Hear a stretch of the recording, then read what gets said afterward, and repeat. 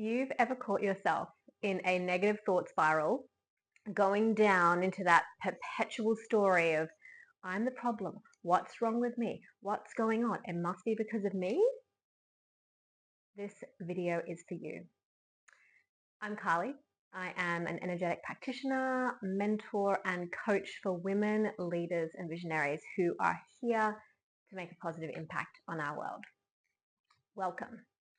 So this topic is one that I have seen come up in over 10 years of mentoring and guiding highly successful women.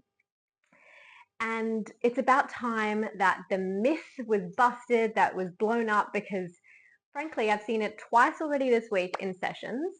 And I think we need to pull apart what's going on here, how it can be addressed, and really give tools that can help us shift out of this perpetual self-flagellation, self-abuse that we do as women almost naturally, unfortunately, so that we can all just become the badasses that we are here to be to make that positive impact on our world.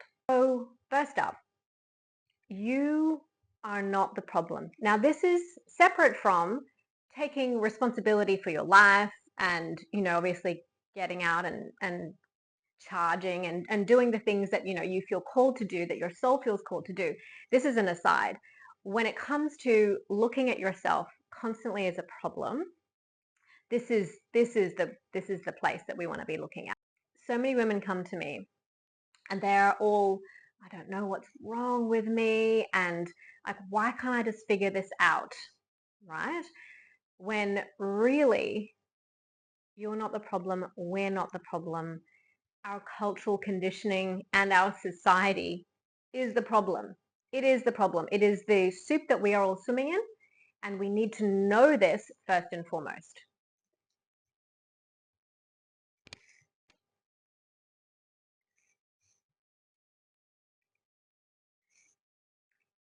So we are the products of a society that has culturally conditioned us to believe that we are the problem. You only need to look at the advertising, the mainstream news, anything, any kind of messaging is always talking, particularly to women. And I'll address the gendered difference. Again, I will speak in binaries, but we know that gender is a spectrum. But particularly a gendered issue when it comes to self-worth, self-belief, self-confidence. So we live in a really sneaky cultural field, particularly in the West, that overwhelms our nervous systems, overwhelms our brains, and creates this fuzz. And this fuzz disconnects us from our power. So this voice in your head that's telling you, oh, I'm the problem, it's actually not the truth. It's the programming that's the problem. When we see this system that surrounds us much more clearly, we can pass out where we are responsible versus where we are playing out a program that is derailing us and creating this perpetual procrastination state or state of inner unworthiness, a self-belief template that is just constantly, I hate to say it, but it's self-abuse, like abusing ourselves. So when we see the system more clearly, we are allowing ourselves to not just be in a fix-it mode, but we start to reclaim our power. Now, women often personalize cultural pressure as personal failure. So why do women internalize everything that's wrong with the world within themselves? We are all swimming in a broader collective field of capitalism, of patriarchy, of extracting resources, systems that thrive on keeping women, in particular, small. These systems are really sneaky because you're swimming in the soup of it, but you're not actually realizing that this is what you're drinking, and therefore this is what you are thinking, feeling, and doing in the world. You are looking at yourself as a resource. You're looking at yourself as an object instead of looking at yourself and your soul and your sovereignty as something to be cherished and something to contribute to the world, rather than constantly being subject to what the world expects of you or wants to mold you into or wants to influence you into a particular way.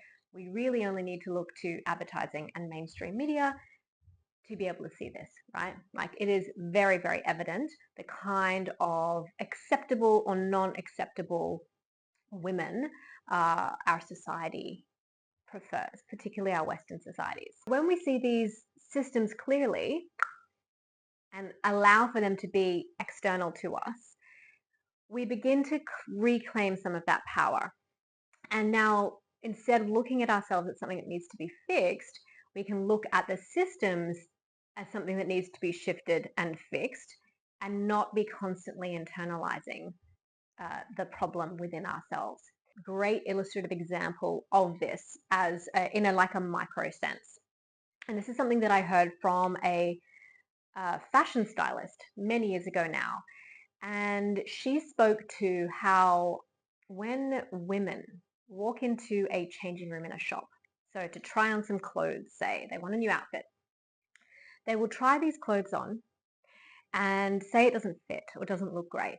They'll come out of the changing room and they'll say, oh, my boobs are too big, my waist is too thick, my legs are too chubby, whatever. They will attribute the outfit not looking great to their body, to their shortcomings, right?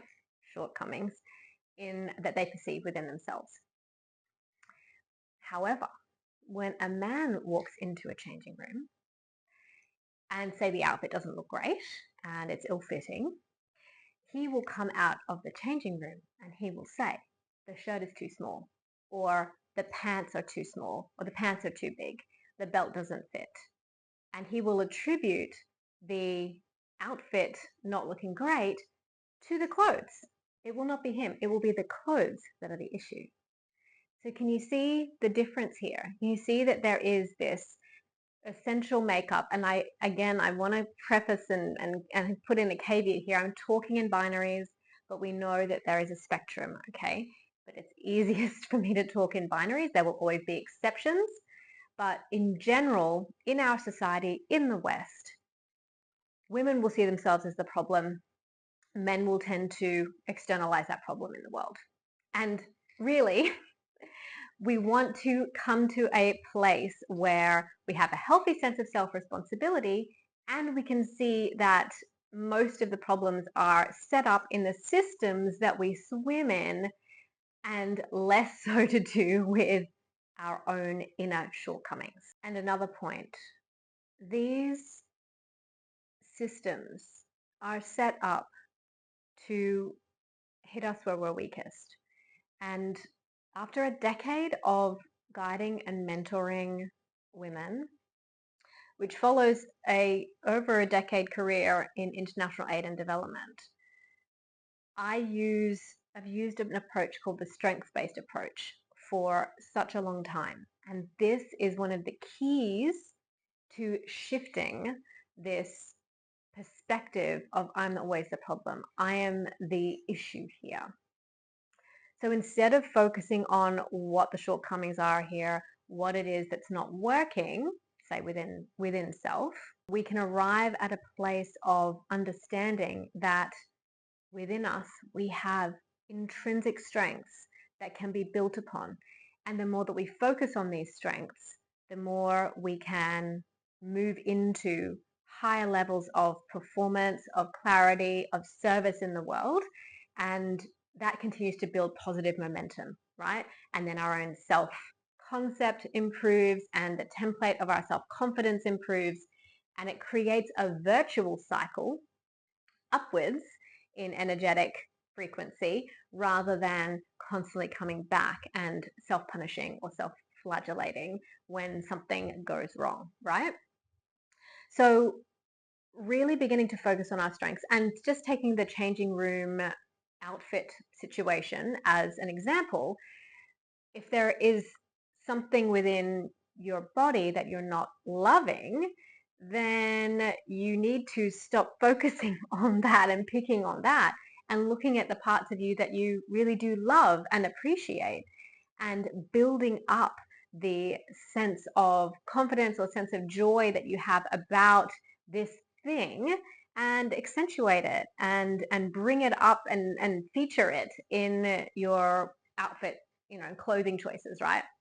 Very, very simple example, but start to think about how you professionally or personally really kick ass in the world, really, are completely your most brilliant, beautiful self. Like, really start to think about that and play up on that, rather than looking in that negativity bias sense to all of the things that that could possibly be wrong. Because I can assure you, having worked with people like highly successful women across the board, people who have really truly kicked butt in a non-objective sense, like truly have hit the pinnacles of the top, there is still they're still picking themselves apart internally.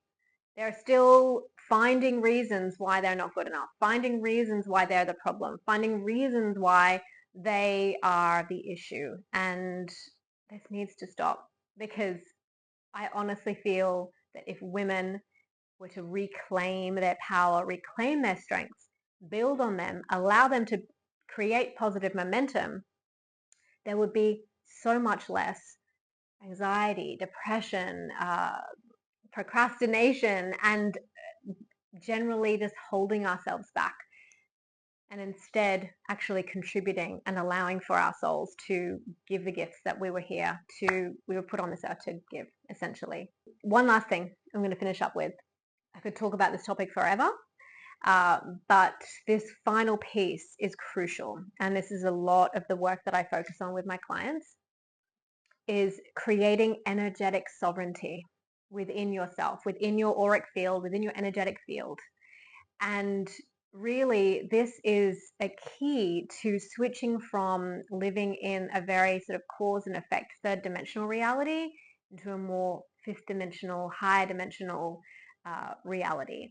And that's when you stop becoming someone that is affected so much by the cultural fields, the fear fields that come and knock you off course or make you feel like less than. And you actually start to emit an energetic field into the world, start to contribute energy into the world. And in fact, it's palpable. You can feel a powerful energetic field, and you begin to influence reality in a way that doesn't require you to go out and like muscle and manipulate your way around. You actually influence things in a very positive way, because you're literally walking around with an auric field that is sovereign. It takes a lot more to throw someone who has a sovereign energetic field, of course, than someone who is completely oblivious and is just thinking that all of these thoughts of being less than, feeling less than, are internally sourced, when actually they are external stories, they are cultural conditioning, they are external fear fields that are really trying to feed on our energy. So you want to maintain energetic sovereignty to move through the world in a really powerful way. And if you want help doing this, I have a free meditation that you can download right now. It's called Tune Out the World, Tune Into You. It's a very, very powerful audio that really allows for you to observe that, like, how much you're connected to the outside world, and come back into your own energetic sovereignty, back into your heart, and really create a sovereign field that you can drive from, you can really power yourself from. So I hope that helped. Let me know in the comments below what your feelings are, what your thoughts are. If this is something that rings true for you, I would love to hear. And if you have anything to